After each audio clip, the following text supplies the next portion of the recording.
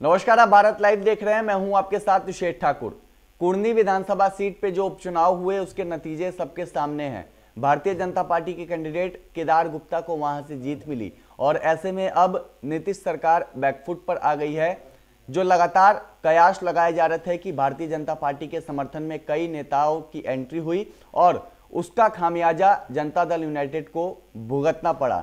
इन सब के बीच अब जो केंद्रीय गृह मंत्री हैं अमित शाह, उनकी एंट्री बिहार में होने जा रही है। इससे पहले भी हमने आपको बताया था कि अमित शाह लगातार बिहार का दौरा कर रहे हैं, एक एक चीजों पर उनकी नजर है और अब कुर्नी जीत के बाद अमित शाह की एंट्री एक बार फिर से बिहार में होने जा रही है। लगातार जिस तरीके से बिहार में नीतीश कुमार की पुलिस पर सवाल खड़े होते रहे हैं, इससे पहले कई बार बिहार पुलिस पर कई तरीके के गंभीर आरोप भी लगे हैं, तो उसी को लेकर के अब कहीं ना कहीं बिहार में गृह मंत्री अमित शाह की एंट्री होने वाली है, क्योंकि भारतीय जनता पार्टी के नेताओं ने भी कई बार पुलिस के कामकाज को लेकर के, पुलिस के रवैये को लेकर के कई बार सवाल खड़े किए हैं। और अब इन सब के बीच पुलिस की जो व्यवस्था है, काम करने का तरीका है, उन सब चीज़ों को बदलाव करने के लिए भारतीय जनता पार्टी पूरी कोशिश कर रही है और अपने हाथों में कमान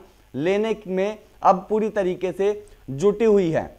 आपको बता दें कि लगातार बिहार में जिस तरीके से अपराध बढ़ रहा है, शराबबंदी की बात करें तो वो पूरी तरीके से फेल है।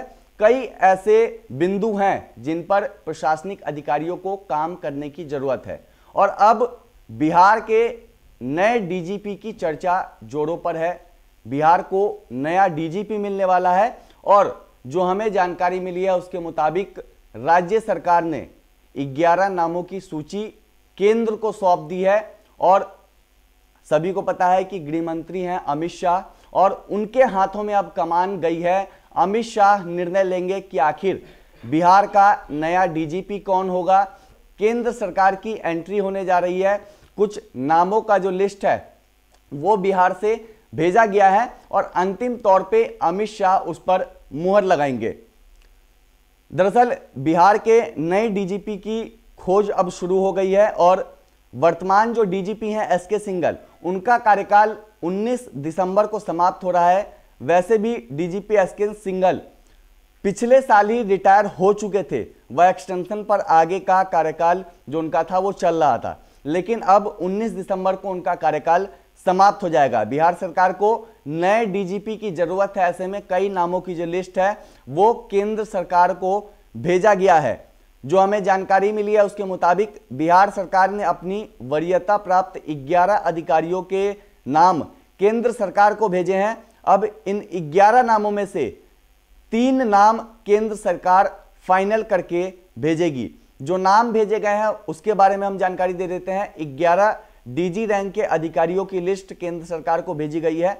इसमें Shobha Ahotkar 1990 batch, Alok Raj 1989, Rajvinder Singh Bhatti 1990, Manmohan Singh 1988 batch, Vinay Kumar 1991 batch, Preeta Verma 1982 batch, Sheelvardhan Singh 1986, AK Ambedkar 1992, Seema Rajan 1987, Parveen Vashisht 1991 batch, Arvind Pandey 1988 batch शामिल हैं।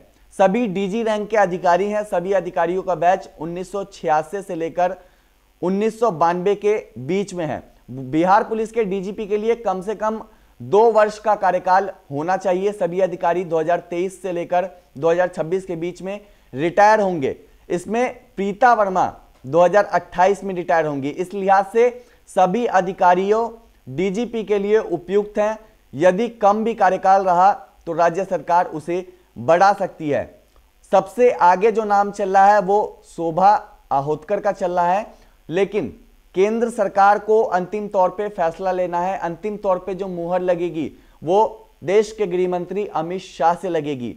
पहले ही हमने बताया कि बिहार में जिस तरीके से क्राइम अनकंट्रोल हो रहा है, लगातार आपराधिक घटनाएं बढ़ रही हैं, इन सब को देखते हुए भारतीय जनता पार्टी की नजर पहले से ही थी और लगातार आरोप भी लगाए जा रहे थे, एक एक चीज को बीजेपी एब्जॉर्व कर रही थी। कई बार जो बीजेपी के बड़े दिग्गज नेता है बिहार के, वो बिहार में बढ़ते अपराध को लेकर के सवाल खड़े कर रहे थे बिहार पुलिस पे। और ऐसे में अब एक ये बड़ा बदलाव बिहार में होने जा रहा है, बिहार पुलिस में यह बड़ा बदलाव होगा और जो मुहर है वो देश के गृह मंत्री अमित शाह लगाएंगे, यानी कि केंद्र सरकार की ओर से मुहर लगेगी कि आखिर कौन बिहार का नया डीजीपी होगा। यानी नीतीश कुमार के हाथों में अब कुछ नहीं होगा, केंद्र सरकार से नया डीजीपी बिहार को मिलेगा। फिलहाल इस खबर में इतना ही, इस रिपोर्ट में इतना ही। अगर अब तक आपने हमारे चैनल को सब्सक्राइब नहीं किया हो तो जल्द से जल्द सब्सक्राइब कर ले। साथ ही आप ये खबर हमारे फेसबुक पेज पर देख रहे हैं तो हमारे पेज को फॉलो करें। धन्यवाद।